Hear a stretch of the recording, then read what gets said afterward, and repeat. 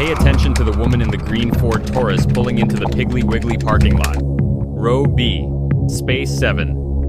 August 14th, 1994, 3:42 p.m. The driver's side door opens. The woman, stepping out, is 28 years old. Her name is Rochelle Davis. She's wearing a yellow sundress with white flowers, sandals she bought on sale last week, and her wedding ring, a simple gold band she never takes off. She smooths her dress, grabs her purse, checks her grocery list one more time. She needs milk, bread, chicken for dinner. Her husband Raymond likes chicken on Sundays. She's planning to make his favorite honey glazed with green beans and mac and cheese. Now pay attention to the man walking across the parking lot from the hardware store next door. He's 53 years old. Broad shoulders, work boots, navy blue shirt with the name Ray stitched on the pocket. He sees her, changes direction, walks toward her car. She doesn't notice him yet. She's fumbling with her keys, about to lock the door. Within 4 hours, Rochelle Davis will vanish. Within 48 hours, her husband will file a missing person report claiming she left him. Within 30 years, everyone will believe him. This is not a story about a woman who walked away from her marriage.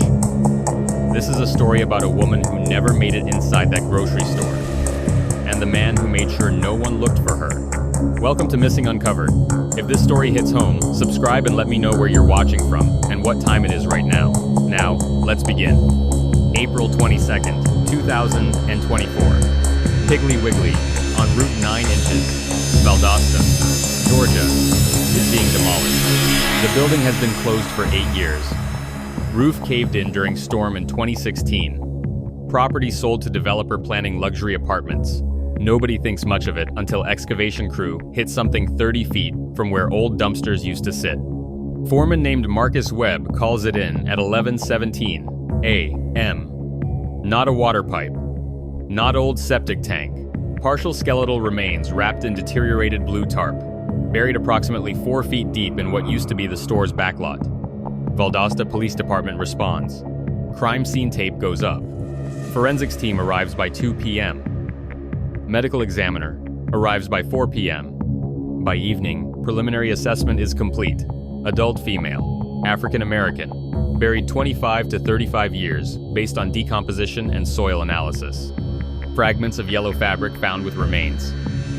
Jewelry recovered: single gold wedding band, small gold hoop earrings, delicate gold cross necklace. Detective Warren Pierce takes the case. He's 46 years old, 22 years on the force, head of cold case unit for past 7 years. He photographs everything, catalogs every fragment, runs the wedding band for engravings, finds initials inside. RD, plus, RD, the 12th of June, 2088. Pierce pulls missing persons records going back 40 years within 50-mile radius. Cross-references with date range. Physical description. Jewelry description. Gets 6 possible matches. Starts making calls. One name stops him cold. Rochelle Elaine Davis. Reported missing, August 15th, 1994 day after remains were likely buried based on forensic timeline. Last seen, Piggly Wiggly parking lot, Route 9, Valdosta. Gold wedding band. Married June 12th, 1988 to Raymond Davis. Yellow sundress. Gold jewelry. Pierce finds the original case file. It's thin. Missing person report filed by husband. Single follow-up interview. Closed after 6 weeks as voluntary disappearance. Notes indicate husband claimed marital problems. Said wife left of her own accord. Took her clothes and personal items. Never contacted family again. Case went cold because husband's story was consistent. No evidence of foul play. No body. No witnesses. Wife had no close family, parents deceased, only child. Few friends according to husband's statement. Nobody pushed back. Nobody questioned. Nobody looked. Pierce drives to last known address for Raymond Davis. Small ranch house on Oakwood Drive. Grass overgrown. Paint peeling. Mailbox rusted. He knocks. No answer. Checks property records. House sold in 2008 to Raymond Davis Jr., age 34. Son still lives there. Pierce comes back next morning. Raymond Jr. answers. Tall, thin, tired eyes. Invites Pierce inside without hesitation. House cluttered but clean. Photos on walls, family pictures, graduation photos, wedding photos. Raymond Jr. offers coffee. Pierce accepts. They sit at kitchen table. Pierce explains about remains found at old grocery store. Raymond Jr.'s face doesn't change. He nods slowly. Says he always knew something was wrong. Says his father's story never made sense. Pierce asks about Rochelle.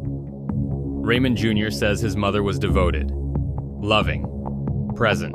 She made breakfast every morning, packed his lunch for school, helped with homework every night. She sang in the choir at Bethel AME Church. She worked part-time at public library. She was happy. She had no reason to leave. Raymond Jr. was 14 when she disappeared. He came home from basketball practice on August 14th, around 5:30 p.m. His father was home. Dinner wasn't ready. His mother wasn't there. His father said she went to the store, said she'd be back soon. They waited. Ate cereal for dinner. His father didn't seem worried. Next morning, his mother still wasn't home. His father said she left, said she wasn't happy, said she needed space, said she'd come back when she was ready. Raymond Jr. cried. His father told him to stop being weak. Said his mother made her choice. Said they'd be fine without her. His father filed missing person report the next day. Police came to house, asked questions. His father answered calmly, said marital problems, said she took clothes, said no signs of struggle. Police looked around, saw nothing suspicious, left. Case closed within weeks. Raymond Jr. says he never believed it.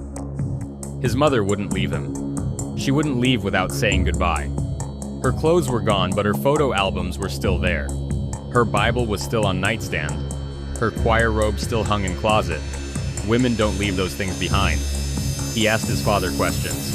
His father got angry, told him to stop, said his mother was gone and wasn't coming back, said dwelling on it wouldn't change anything.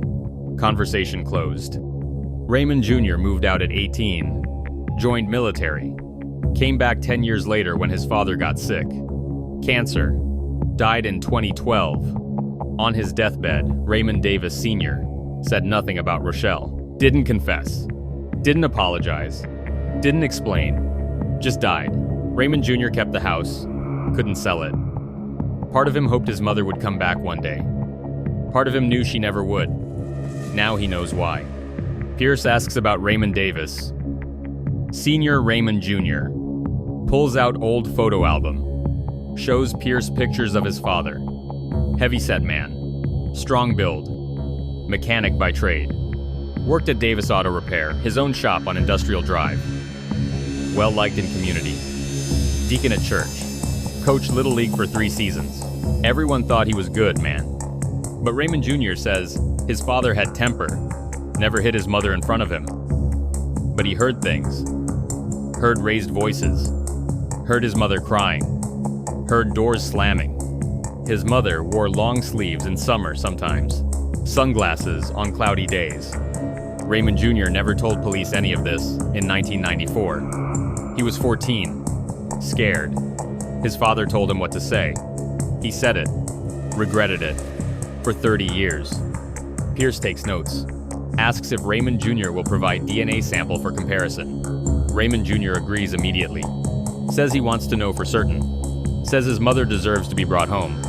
Forensics team extracts DNA from remains. Takes 3 weeks to process. Results come back May 15, 2024. Positive match. 99.96% certainty. Remains are Rochelle Elaine Davis. Pierce calls Raymond Jr. at 9:30 a.m. Tells him the news. Raymond Jr. is silent for a long moment. Then says thank you. Says he's been waiting 30 years for confirmation. Says now he can finally grieve properly. Cause of death is determined through skeletal analysis. Fractures to hyoid bone, small bone and neck, indicating strangulation. Fractures to left orbital bone and nasal bone, indicating blunt force trauma to face. Fractures occurred peri-mortem, at or around time of death. This was not accident. This was homicide. Pierce reopens case officially. Homicide investigation. Primary suspect, Raymond Davis. Senior deceased, 2012. Cannot be questioned. Cannot be arrested. Cannot stand trial. But Pierce pushes forward anyway. Rochelle Davis deserves truth. Her son deserves answers. Justice doesn't always mean conviction. Sometimes it just means knowing. Pierce starts with August 14th, 1994.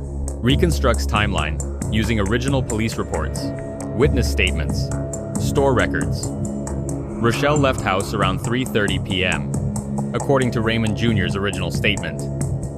She was going to Piggly Wiggly for groceries. Raymond Sr. was at his auto shop until 3 p.m., according to business records. Told his assistant he was leaving early family errand. Assistant didn't question it. Pierce interviews the assistant, man named Curtis Fleming, 68 years old now, retired. He remembers that day clearly. Said Raymond Sr. seemed agitated. Said he left in hurry. Said he came back around 6 p.m. Seemed calmer. Said errand was handled. Curtis didn't ask details. Wasn't his business. Pierce pulls Raymond Sr.'s vehicle records from 1994. He drove blue Chevy pickup truck. Same truck visible in family photos. Pierce searches for truck in old surveillance footage, but Piggly Wiggly didn't have cameras in 1994. Store was small, local.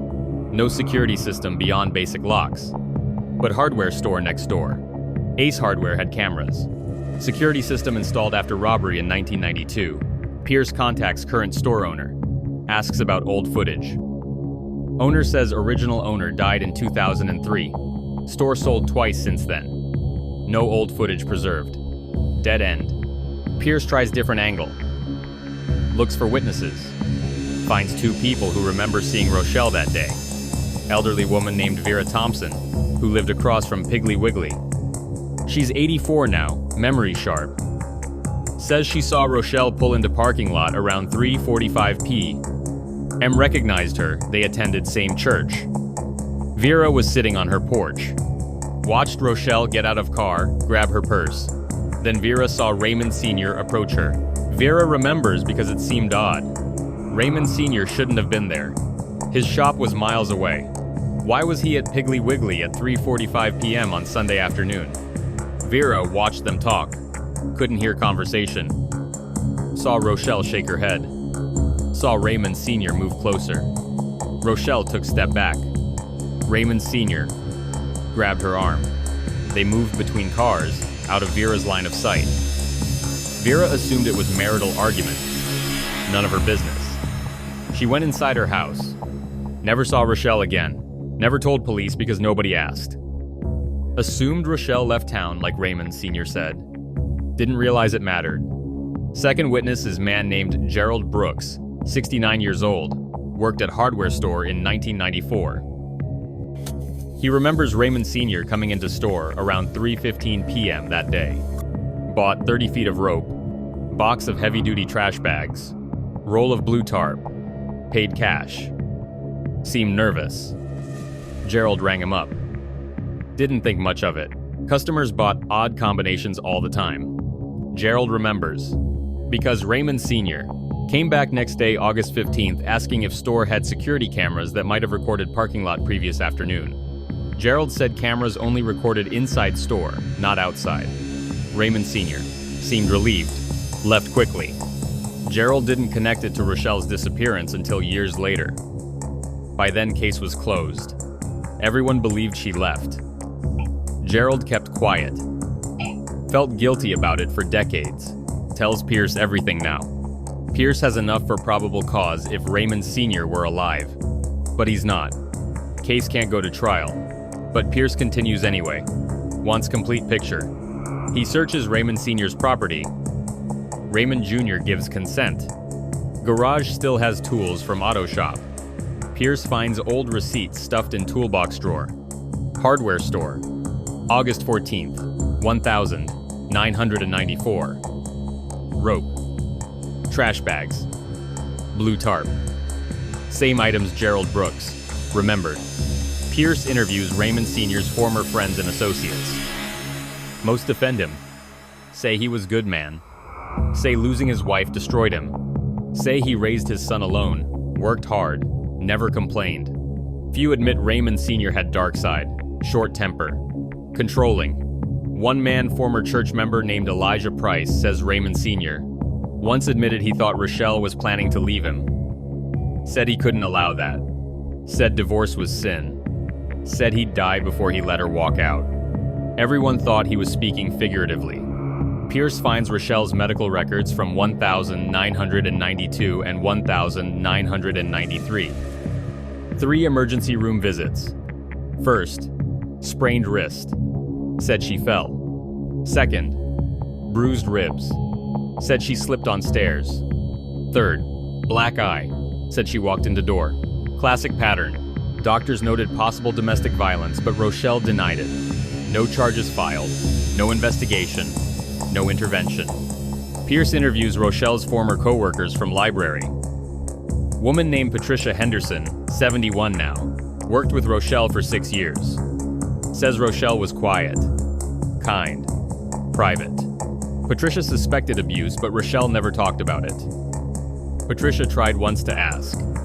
Rochelle changed subject. Patricia didn't push. Regrets it now. Patricia says Rochelle mentioned wanting to go back to school.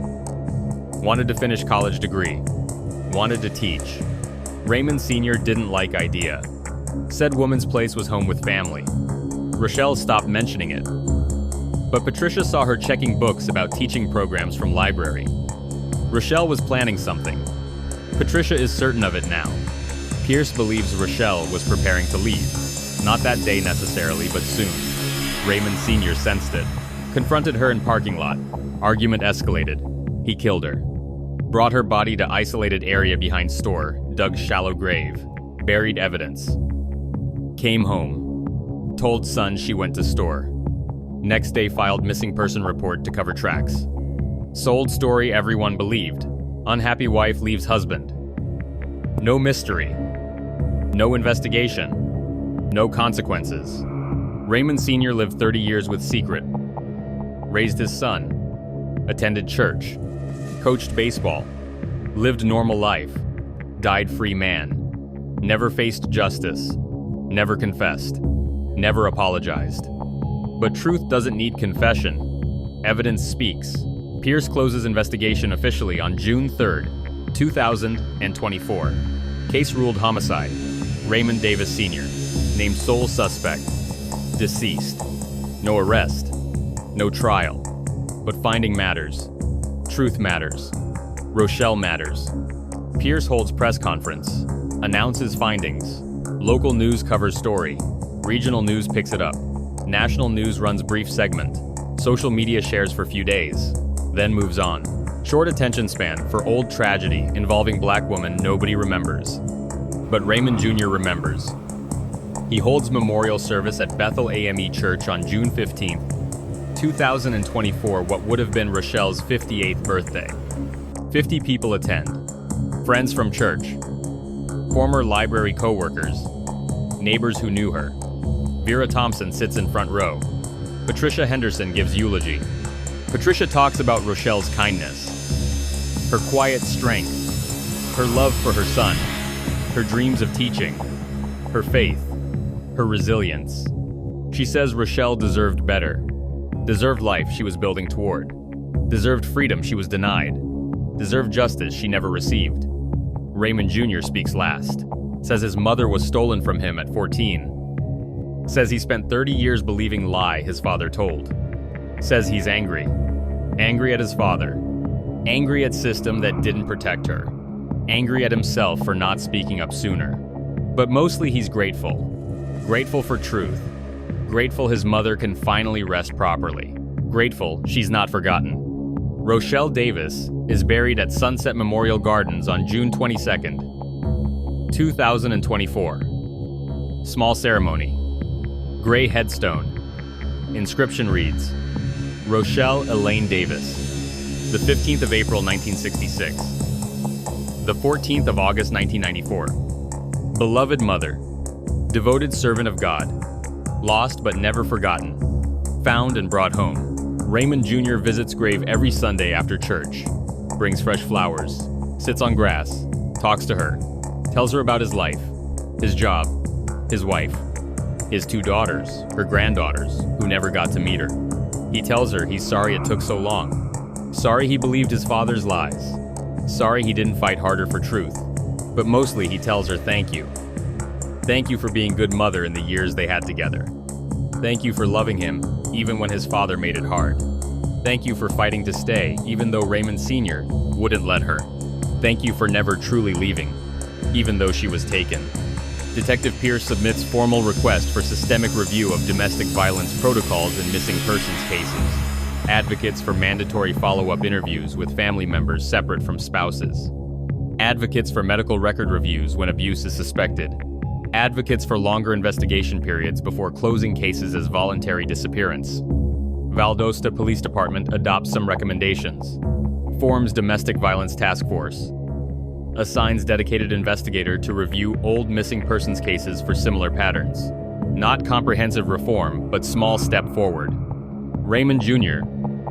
starts support group for families of missing Black women. Meets monthly at church. Shares resources. Advocates for media coverage. Pressures police to keep cases open. Refuses to let victims be forgotten. He names group after his mother, Rochelle's voice. Small group 7 families at first meeting 12 by end of year. They organize annual remembrance walk. Hold vigils. Post flyers. Keep names visible. Keep pressure on. Raymond Jr. doesn't consider himself activist. Says he's just son who lost his mother. Son who wants other sons and daughters to get answers faster than he did. Son who refuses to accept silence. He keeps his father's house. Thought about selling. Decided against it.